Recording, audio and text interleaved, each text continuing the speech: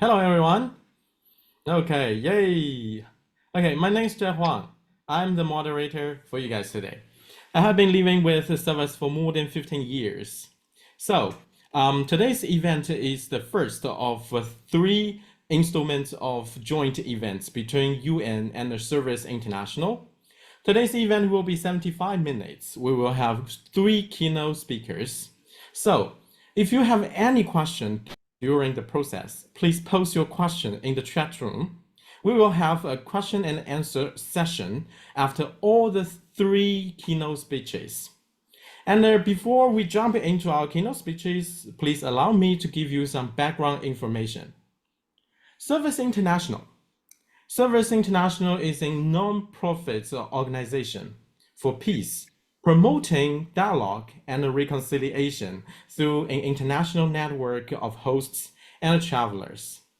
The purpose of the network is to build world peace, goodwill, and understanding by providing opportunity for personal contacts among people of different cultures, backgrounds, and nationalities. As an NGO with a mission since 1949 of promoting peace and with a presence on all continents, Service International firmly believes that there can be no lasting peace without economic and social equity. Substantial reduction in poverty is therefore a crucial prerequisite in ensuring peaceful coexistence and cooperation globally. Very fortunately, today we have three keynote speakers. All of them are from Service Taiwan. Some of them may have served the local communities for more than 2 decades. Some of them may have been collaborating with local governments in mining data and reveal the impact of the society on female citizens and the other way around. And some of them have successfully facilitated the growth of local NGOs. And most importantly, all of them are service members. And all of them have shown that they have female power in their life and in their work. So, please, without any further ado, allow me to introduce you the first keynote speaker, Miss Vicky Liu. And she is now serving the senior learning centers in the Zhongshan district in Keelung City in North Taiwan. Please join me to give Ms. Liu a warm welcome.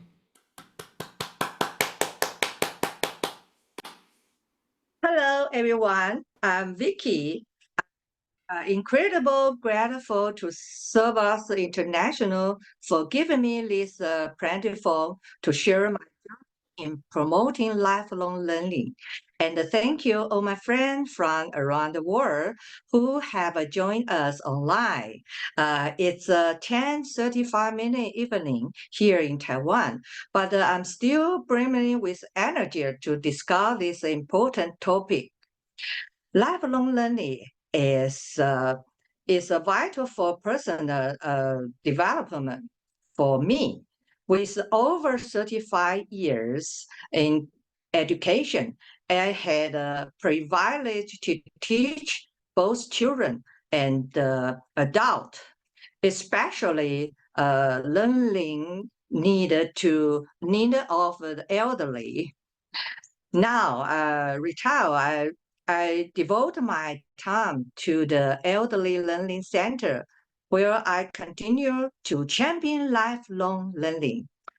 Before I start today's topic, allow me to talk a little bit about the gender issue, especially society like Keelung have traditional favorite boys over girls.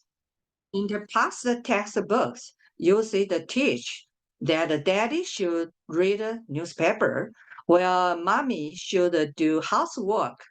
And there was a revealing idea of passing down all the property to boys. Education plays a crucial role in promoting gender equality Where attitude have changed. In Stephanie's in recent time, some older generation, particularly in rural area, still stereotype.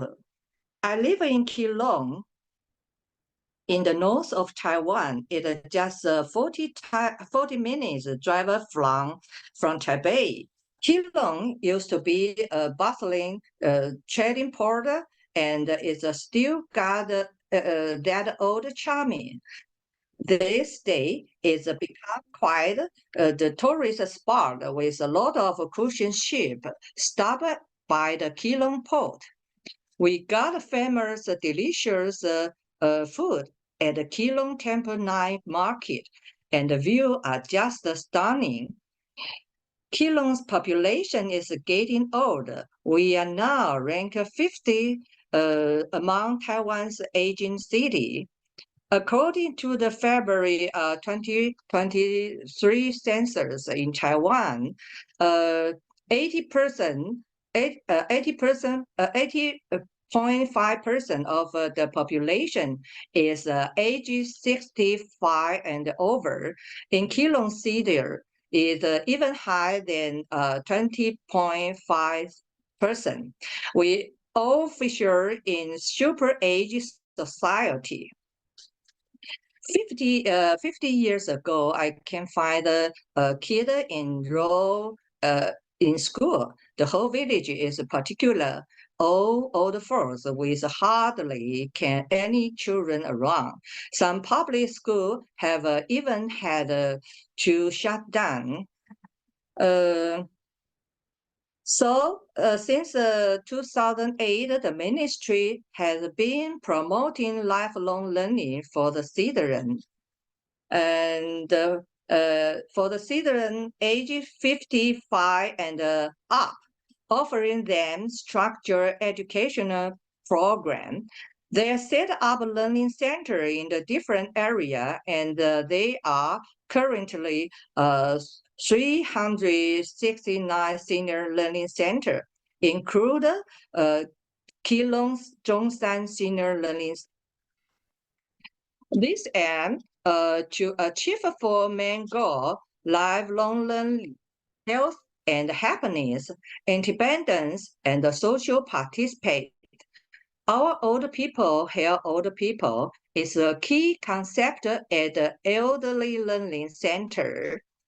We have the curriculum is divided on 2-3 parts: required course, elective course based on interest, and the course that involve giving back to the community. At Senior Learning Center, senior can join or start a group of same interest, allow the elderly to contribute, and serve as others. Finally, reach Maslow theories of self-actualized. In Keelung, about 80% of participate at the elder learning center are women. They enjoy handicraft course. Through learning activity, women can help a woman make a friend, become a volunteer, and they become happier and health together. We offer many courses to improve economic capacity. As the saying goes, food is the god of people. We provide a variety of cooking courses, including baking, jam, making, and food preparation, all in cooperation the concept of health eating. They enjoy learning how to baking and then how to package and sell their creations. We also we ask a fruit vendor for fruit that are close to expire and use them to make a product like a jam to sell. The peer can use detergent. This is a concept of circular economic. We also teach them how to in cooking and healthy eating and how to make powder can sell.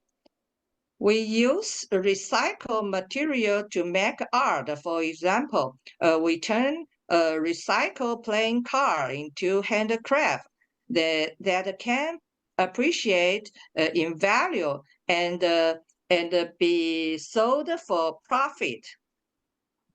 We teach handicraft such as carving with an electric pen on wood to create card.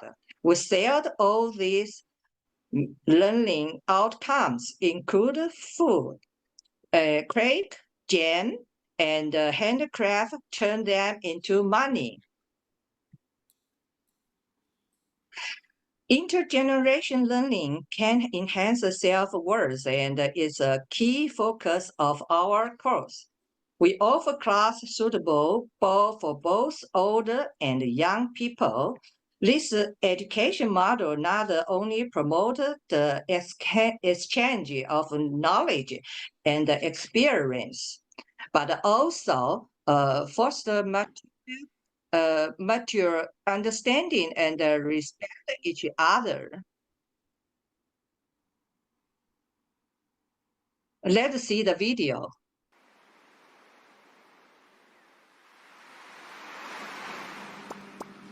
This is Keelung City.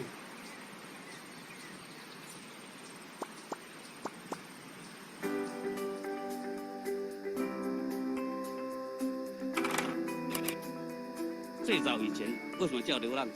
是因为所有的人口大概有80%都是外来的，在这边落根，然后有很多人在这边吃各式各样的食。三鲜呢，用这个咖喱来炒，那个味道非常特别。这就是记忆中阿嬷炒它咖喱的味道。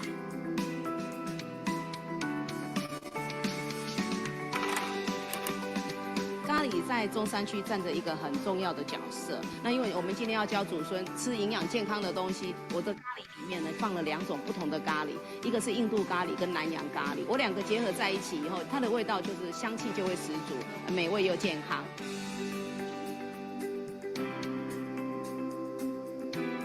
这味道跟外面的绝对不一样，又干净又健康又营养。 我希望石花这道料理可以唤醒大家小时候的记忆。豆腐乳是一个古早味啊，祖孙透过这样子的一个互动过程呢，让这个豆腐乳呢增添了一种甜蜜的滋味。从发酵中，我们的祖孙的情感也逐渐绵密起来。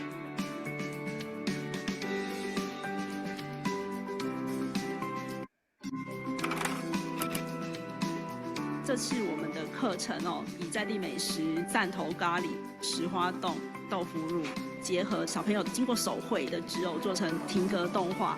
小朋友完成动画的时候，经过自己的录音跟配乐，把祖孙之间的声音情感呢融入在这个作品当中，那就是一个很棒的共学机制。现在我们要把所有材料放到锅子里，再来加入面后，开始爆炒。 这盘足好食，有够赞，参好椒啊，佮足大脆，一水一水一顺的，一顺的去，哦，真赞！我食82个，第一摆录音，我真欢喜，真好耍，赞！这一次长幼共学的活动，是透过在地走读，尝试的舌尖的美味、古早的味道，然后透过科技的创新，让祖孙一起记录共学美好的。 记忆。祖孙共学站。Through learning together, we can help older people break free from spiritual poverty and more fulfilled living. Service International promoting peace and love through culture and travel exchange. I think Service is a great organization, so I introduced it to our community, elderly learning center and a school. So traveler can deeply understanding our community culture. This is also partnership for SDGs. Over the year, we had a member from the United States and Spain visit our school and the Elderly Learning Center, explore Keelung, and learn about our local culture. Our Korean friend also visit Keelung to test the traditional sneak. I invited a couple from India, Ashok and Venus.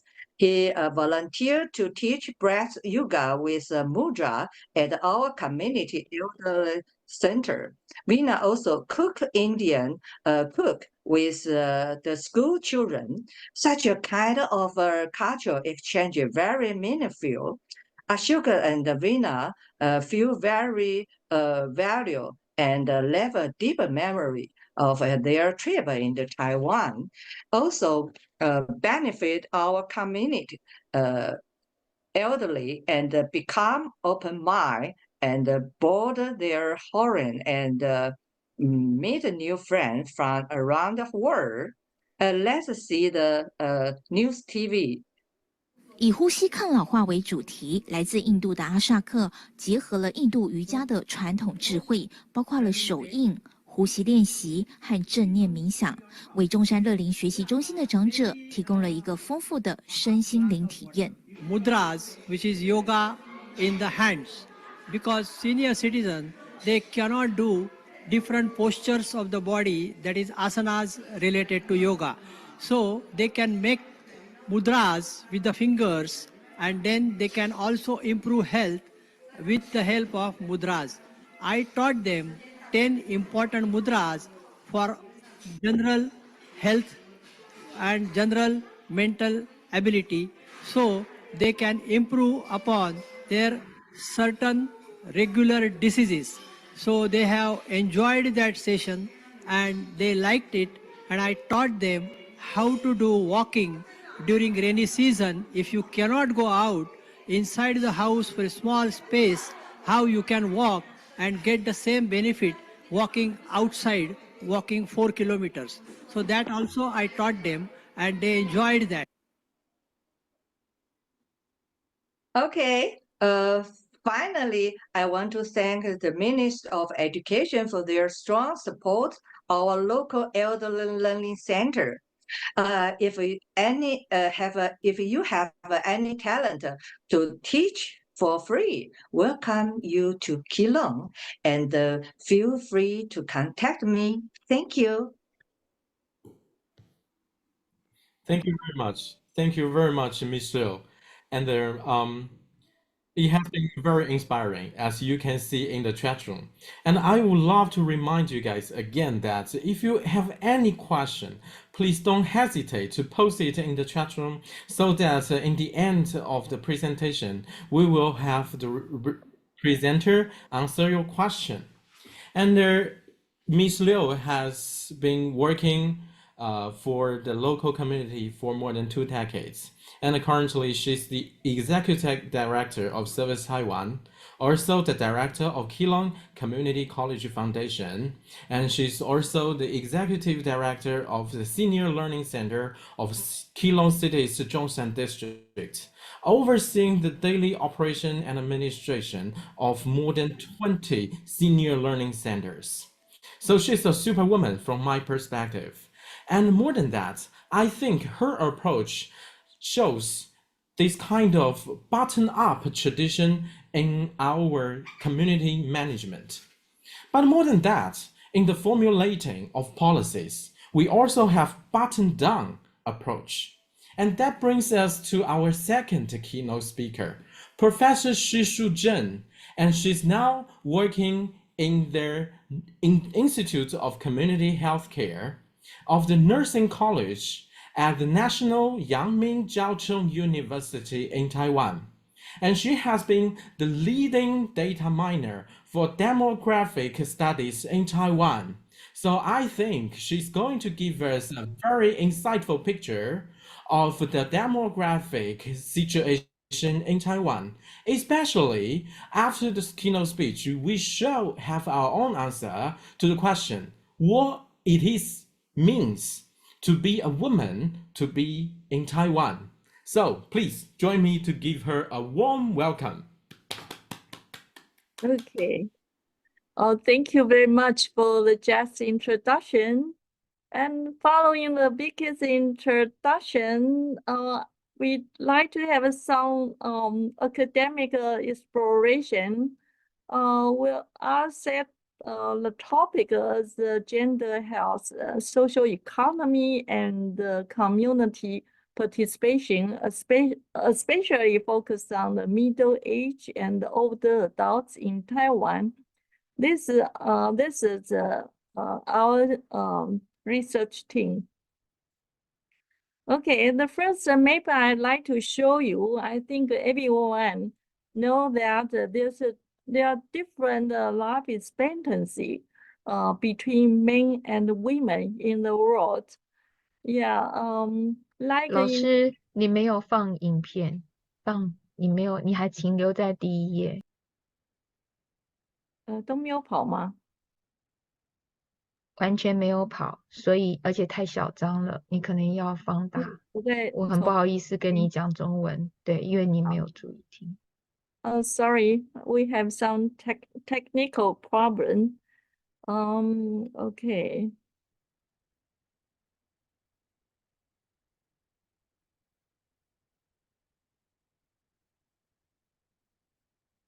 这样有吗？有，但是可以，这样可以了，可以。Okay, so how this is our topic. Yeah, we like not only explore about the gender and poverty. We like to focus on the community participation.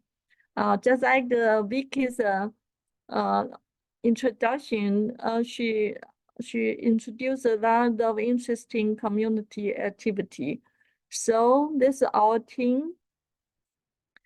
And the first one, I'd like to show you the map about the difference between men and women's life expectancy in the world. Yeah, we can see a lot of difference. So women will live longer than the men a lot. Especially, I think the in Taiwan, there's about 6 to 7 years difference. And okay, and then next one, I'd like to introduce about the labor force and the unemployed rate in Taiwan. You can see 4 groups here, and especially in the middle age and the senior center, they have the employment has a big difference between men and women. And when they are disabled, yeah, they tend to not to work. So this group is our focus to study because they are strong. They have a different job and they have a lot of difference. Okay. Again, our research team. Today, I'd like to show my honor and respect to the Dr. Xiong Zhao because she's such a distinguished professor, academic, and a researcher in my country, and she served in the National Health Research Institute. And yeah, and she lead a team for many years. And this time, it's honorable that I can use her data. And because she noticed how the middle-aged men and women live a healthy life. So since 55 years old, they try to conduct a long-term longitudinal follow-up study since 2008. Okay, this is Taiwan. They try to collect the data from the north, central, south, and east part of Taiwan. And Keelung is in the north part of Taiwan. And these three, they collect the data from 7 locations. We can separate them from into the rural and the urban area. Okay, and yeah, and today I think the important concept we'd like to explore is community and poverty, health and community participation and urbanization. This is my conceptual framework.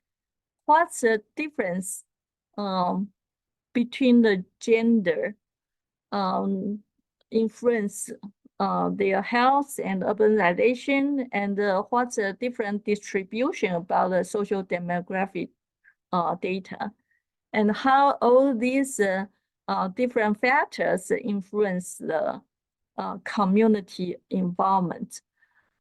In our study, there are 3 items to measure the community involvement. We like to know how people interact with their neighbor and how do they feel about their neighbor, friendly or unfriendly. And the 3rd item is participation about the community activity. Include the classroom meeting, self-improvement activity organized by the community. I think the Vicky, our first speaker, already introduced a lot of examples about the community participation in this part. So we'd like to interesting, are there any potential background will influence how they participate in the community activity? First question, we'd like to explore what are the gender difference in socioeconomic status and their health. Does gender cause poverty? However, I would like to say it's difficult to measure the poverty. And when we try to ask our subjects their income, they tend to refuse to answer this question. Therefore, we mostly use the perceived economy hardship to answer this question. Yeah, the first one you can see, oh, there's a lot of difference between men and women.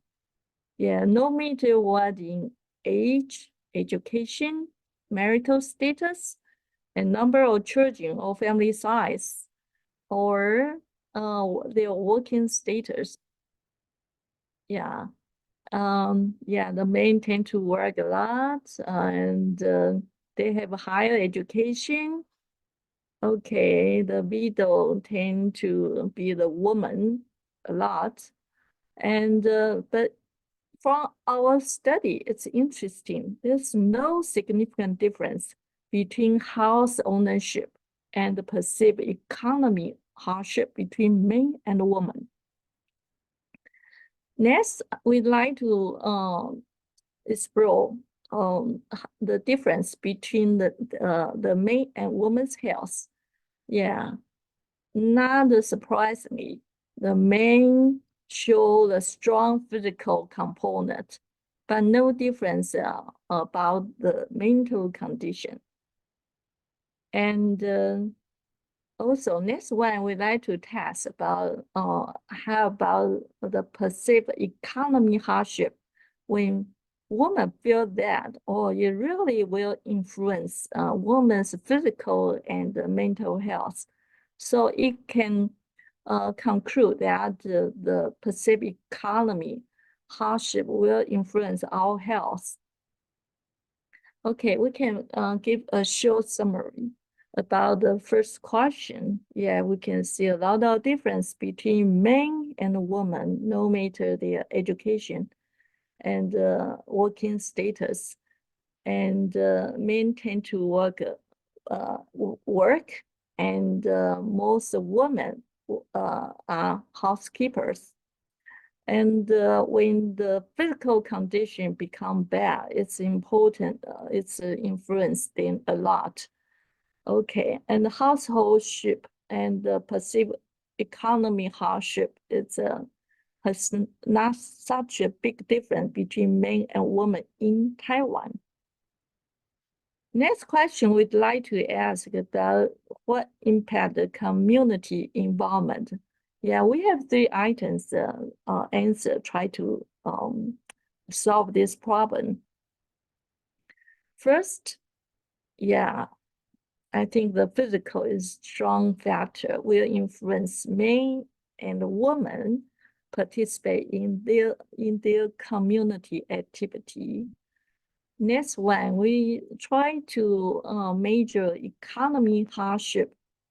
Yeah, no matter the economy hardship, I think the physical still has played a strong role in how they participate in community activity.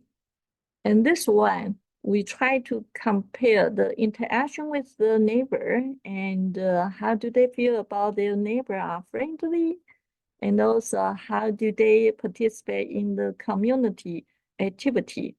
Interestingly, yeah, the urbanization, in rural area, they tend to interact with their neighbor, and neighbors are more friendly. And in education, yeah, there's a difference. And marital status, a widow interact more with their neighbor. However, they tend to not feel that their neighbors are friendly. And the number of children also have some impact. Okay. And and the current working status, okay. A retired person, okay, retired person interact with the neighbor more, and they also participate in community activity. And also unemployed person interact with the neighbor more. And smoking will influence how they interact with their neighbor. And last item, I think it's important, CESD. It's the scale to measure a man who has depression, a different degree. If it's larger than the 16, it shows the most severe depression. We can see if the woman has severe depression, they tend to not to interact with their neighbor or feel their neighbor are friendly or participate in the community. Okay, that's the summarize. Yeah, I think the depression, like it's a big issue about loneliness or depression will influence how they join the community. And education, lower education tend to interact with their neighbor but do not participate in community activity.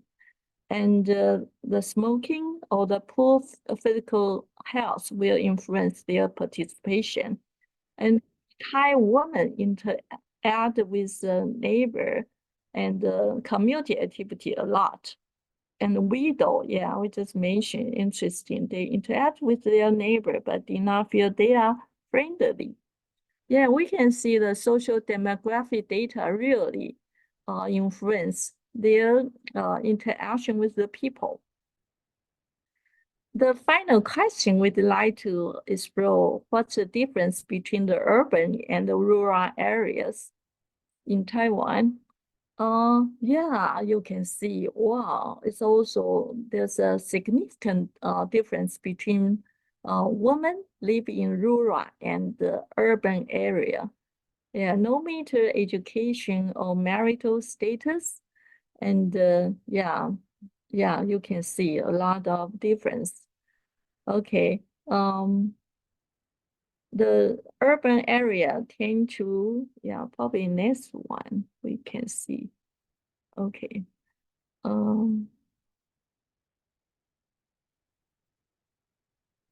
Okay.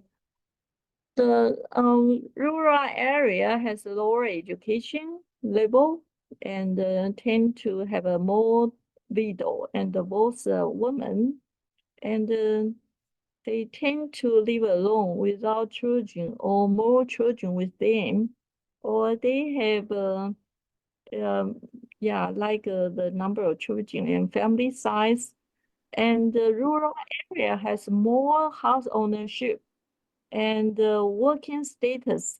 In rural area, they tend to employee and self-employee or unemployed. It seems that the job is important for a rural area woman, although they own their house more than the urban area woman. Urban area women, they tend to be the housekeeper and retired person. And rural area women also perceive more economic hardship, and they tend to interact with the neighbor more and feel their neighbors are friendly. And there's no significant difference between rural and the urban area to participate in community activity. And here we try to explore the perceived health status with this group of people. We can see in rural area, no matter physical or mental component will influence how they participate in the community activity more than the urban. And more detail about this measure, we use SF12. And then you can see only the physical condition will influence how people in rural and urban area will attend the community activity. But the other parts about the general health, vitality, social functioning, and the role limitation for the emotional problem or mental health in rural area has a big influence for their participation. But in urban area, there's such a big difference or big impact. So from this finding, we give some small summary. Yeah, you can see, oh, there's a different picture between the rural area and the urban area. Yeah, we just mentioned about that. Yeah, interesting. In rural area, it seems there are more humanistic interaction with their neighbor. In the urban area, they tend to have the higher education, more divorced and separated. And the children in the medium size and the housekeeper and the retired. But they how they participate in community activity is not significant important for that live in the rural area. When the women in rural area, they have a health problem, no matter physical or mental, it impedes their participate in the community activity. However, in urban area, probably they have more activity or resources for their daily living. The community activity seems not so apparent, play the significant role for the woman in rural area. Therefore, yeah, we can conclude that we need to notice how women live in different areas, especially in the rural area. We should not ignore them. No matter probably they got physical disability or got a severe depression, then they stayed at home. But in rural in urban area, probably they have a more traffic solution or more activity they can attend in. Therefore, we can conclude that the design sustainable community is so important. Like Vicky, yeah, they make such a versatile program for the woman. It's so important. So yeah, and they also try to strengthen the local economy, health, and also I think in not only there's also condition in urban area. Yeah, the the people's interaction in rural area is so harmony. So therefore, but I think there's also some conflict, like widows, how they play their role with their neighbors. It's so many phenomena. We better think about that. So I think not only we try to has a notice on the sustainable development, not only in the urban, also in the rural, and both of them have a different characteristics. So it better move into the global perspective. Yeah. I think my vision, our vision is that make it cyclic, more it flow, more you have more interaction between the rural and the urban area. We learn each other. And also, I think the service has a big an important idea about community-based tourism. It bring out the more circulation and more interaction among people. So I think we better is elaborate the idea about neighborhoods and to create the harmonies between people, among people, and we become a worldwide citizen. Yeah, that's what we think. And thank you very much for your attention. Thank you very much, Professor Shi. What an insightful picture of the life, the demographic situations in Taiwan. And I hope you guys are not puzzled by all the data presented before. And for me, I have learned a bunch from it.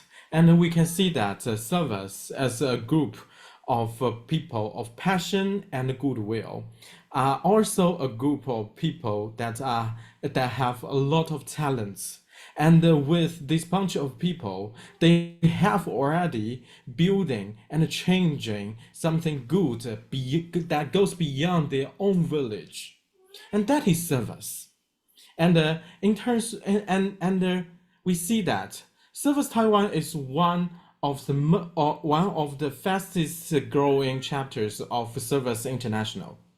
So now I will be honored to introduce you guys the current General Secretary of Service Taiwan, Miss Jojo Jen, and she's going to give us a picture of how they can reach such a rapid growth and such a good fame in the Taiwan society. So please join me and welcome Miss Jojo Jen. Thank you. Thanks, Jack. Jack. My topic is talking about the strategy partnership for Service Taiwan growth. And as you know, SDG, the 17th, it's a partnership. But how can we use a partnership to leverage everything together? So here is, as Vicky and also Professor Shu Zhen, they all mentioned the age society.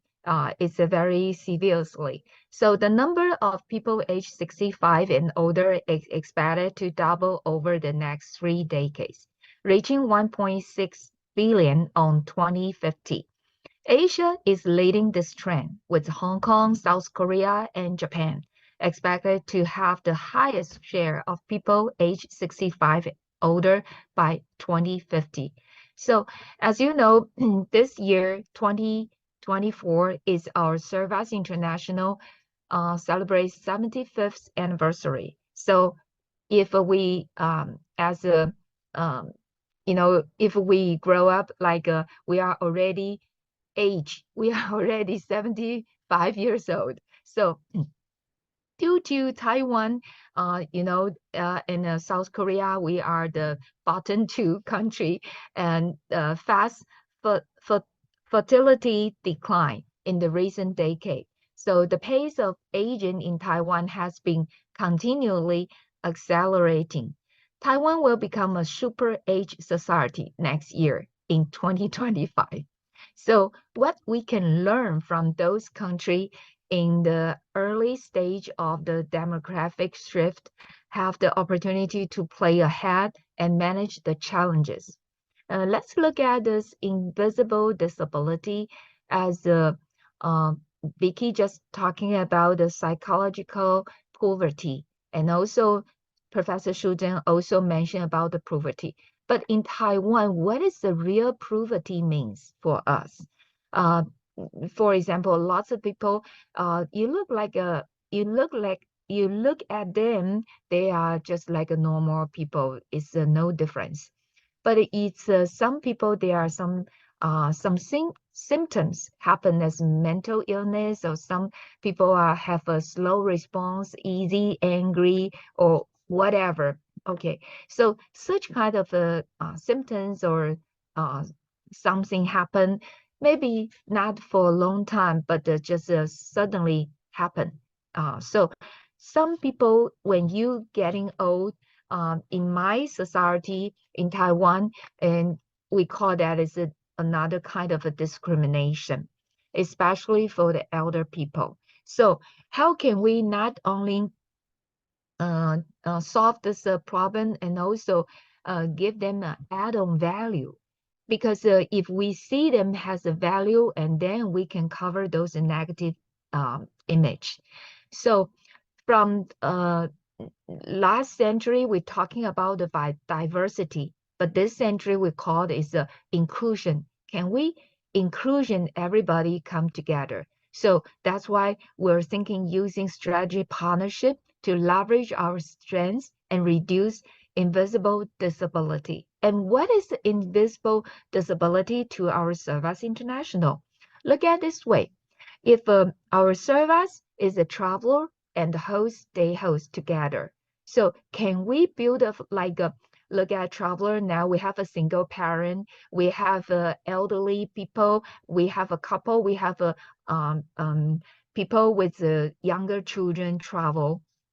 So can we not only one host or urban or rural host, and we can help each other become a community base and then become a strategy partner, like if we can use a local learning center and local university and local city government and also other NGO together, and then we can make a big different change. So this is how we practice in Taiwan. And for Asia, people respect elderly is a very normal behavior. We will provide normally the kindness to those elderly traveler with their family. For example, if in Taiwan, if you're over age 80 years old, and normally we will request your have to accompany with the elder together. Okay, so since our Service International, we are not an English native speaker, as you know, so our elderly family, they will not speak English, and even they will not sign up as a Service International member. So I will suggest, and then we like young people, more younger than 18 years old, and then they join Service free. So how about those elder people? They join Service as one of our family, should be free too. Okay. So can we have a more human and empathy approach to those age society members? And also beyond those communication barrier, as you know, those communication actually you can see from Vicky's learning center, even though those native Taiwanese, they don't speak Mandarin, they don't speak English, they don't speak Korean, Spanish, but they get along well with each other, with our traveler from all over the world. So it's really funny. So there is some issue I would like to ask you guys. Can we expect economy reason, not only the economy reason, what else challenging for both service hosts and traveler at the super age society? How can we avoid invisible disability of elderly instead of creating enable environment for healthy aging with service? How can we build a successful aging society with service in Taiwan? So I would like to share a little story about this. During pandemic period, we cannot go anywhere, as you know. In July of 2021, our Taiwan senior member, Mr. Stephen Yan Shizhe, he has received an email from France. The sender is the younger sister of our France service member, who took care of her elder sister. Her elder sister suffered Alzheimer and at the last stage. So her sister just facing death, but remained clear-minded and sometimes murmuring, "Service Taiwan, Taiwan, Taiwan." So she decided to send Stephen an email and ask him, what is a good those good memories about her elder sister. So Stephen just quickly organized this Zoom meeting. You can see those people, and uh, at that time they host the lady from France. So we quickly send their message to to wish her better. So and it's a surprising us, we're just a host or day host, and she's just a traveler come to Taiwan. But at her last minute in her life, she just remember us. Look at this way. So we're thinking about what is a life should be. And also one of our member, Thomas Guo, also visited her in 2016 in France before she suffered this Alzheimer. So you never know, be a traveler or a host or day host could be such a meaningful to others' life, just the moment you share. So I would like to use the Mark Twain said, "Travel is fatal to prejudice, bigotry, and narrow-mindedness." So can we, from diversity to inclusion, from our pride and prejudice to humanity, and also only love and sharing is the key. So when when we celebrate Serva's 75th anniversary, and to Bob Luweiler with love, I would like to use this special opportunity at the CSW 68 moment to give thanks. Life is too short. Let's make a meaningful life for others and for ourselves. Thank you. Thank you very much, Jojo. Wonderful, wonderful. I can only say wonderful. 75 years ago, a conscientious young American named Bob, together with his friends in Europe, at the shambles of World War II, decided to start a course to open the doors of different people and welcoming the world. And through this way, they believe that we can truly achieve world peace.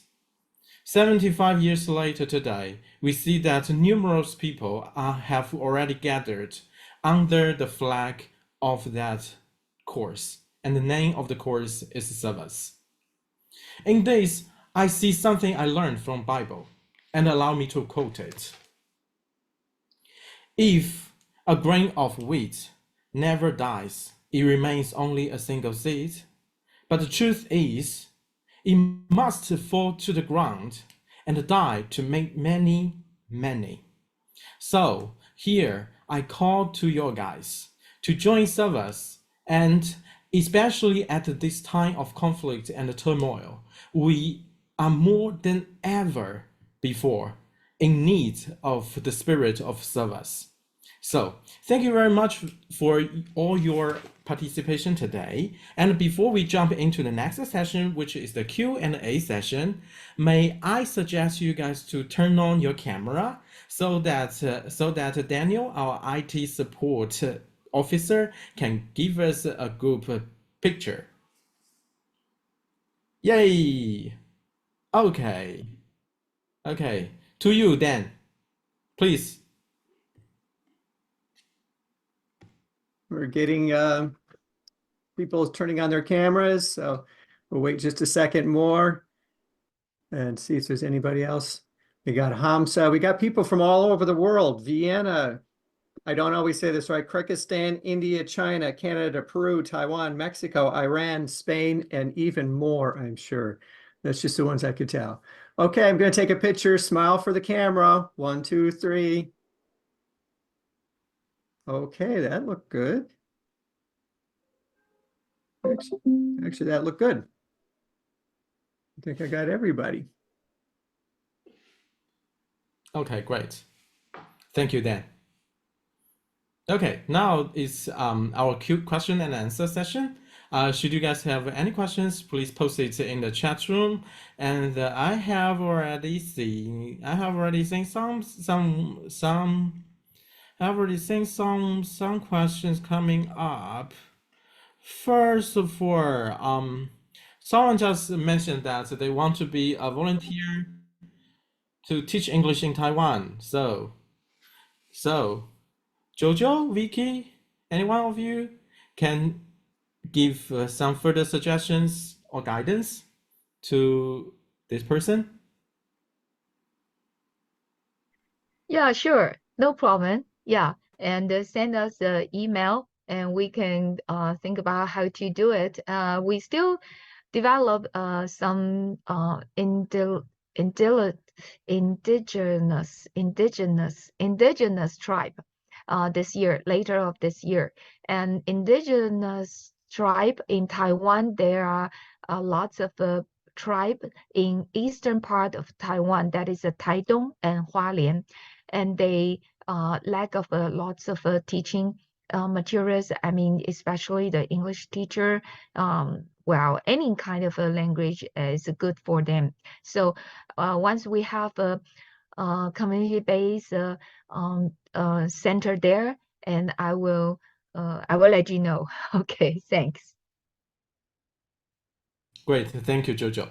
Okay, time's running out, and okay, we have another question. It is from Hunter. So Hunter would love to give the question to Professor Shi. She says, Professor Shi, you talked about the problems facing women in urban and rural Taiwan. Do you think it is a special case for East Asian society or a universal problem? Okay.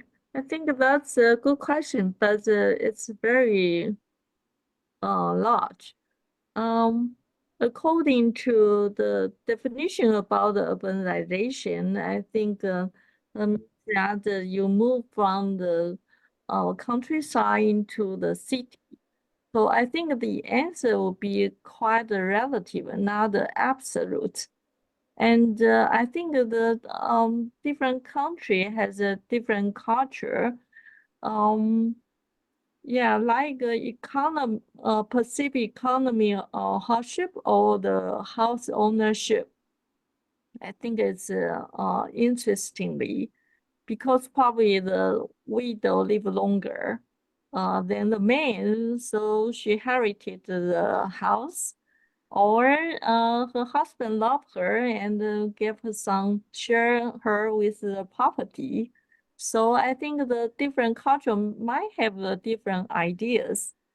And but urbanization, like education or traffic, you can be easy to have a good traffic condition. However, in the urban area, it can be a heavy traffic jam. It's also cause problems. So I think that's an interesting question, but I can just give a general idea. But there's still have some different different parts that you need to go to the local, and then local area, then you need to know their how people think, then you might get the answer in different sides. Okay, but I like your question. Thank you. Okay, great. Thank you very much. And then I think the next question should go to Miss Vicky Liu. It is from Hamsavahini. And the question is, what is the right time to come and how long can we offer to be a volunteer? Yeah, now serve as a international, we said is style program, but we do have some program for the elderly people, or just like Vicky said, if you have any talent, she will accept that, and she can make arrangement for you guys. And so I believe you just propose to her about whatever talent you have and what is your available time, and she will make arrangement in the north of Taiwan. But also we also build a Jiayi as a community base. Recently we have a church member just join as our member, so we can host people there and have a long stay and slow travel, and also get involved with the community. So that's exciting to us. Thank you. If you come to Keelung, I can manage it. No problem. Yeah.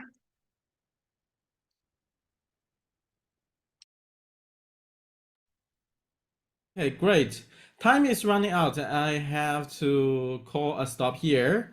And I would love to give the special thank you to Mr. Daniel Bell, who is our IT support officer today. And I guess you guys already know him because he took a group photo for us. And also, I would love to give special gratitude to the three keynote speakers from South Taiwan, Miss Vicky Liu, Professor Shi, and Jojo, and also everyone. Without you guys, we cannot make today's event such a successful and wonderful one. And don't forget that we still have two other events waiting for you guys online. And if you guys can develop some interest through our introduction towards Service International, please search online and join us. And I think you have already seen that a lot of individuals can make a true change and make a real impact on this world and reach the world peace. Okay, thank you guys very much. I guess that is for today. Yay. Oh, wait. Sorry. My bad. May from Taiwan wants to say something. Hey, May. Oh, Hello. oh, just 那个麦克风没打开。 Yep, I'm asking her to. There you go. Because it's blocked. Yes. I want to say something, and then because we have actually Service Taiwan has more ideas, but I think the time is limited. So Jojo maybe didn't mention too much, but as I understand, we are thinking a project. It's especially for Service, which is now we have a lot of seniors in our Service communities. So probably you already retired, and some of you may feel you are not so valuable in your society. But interesting thing is when you move to another country, to another countries, you become valuable again. For example, you speak English. Okay, in our country, we speak Mandarin and Chinese. But when we need someone to teach us English, especially in rural communities, not so many foreigners go there, visit there. So if you speak English, and you can come here to teach this community seniors English. So you become very valuable when you show up. You speak English, you become valuable, and you just introduce, you don't have to do something special. You just speak English, your language, and you show what happened in your country. You just introduce your country, and people will feel wow, wow, wow, wow, because everyone is curious about a different culture. So when you move to another country, you become valuable.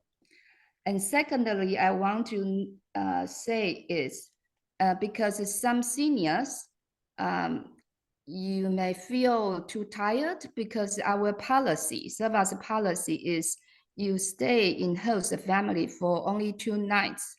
But to seniors, that's too short, and it's a trouble to move too often.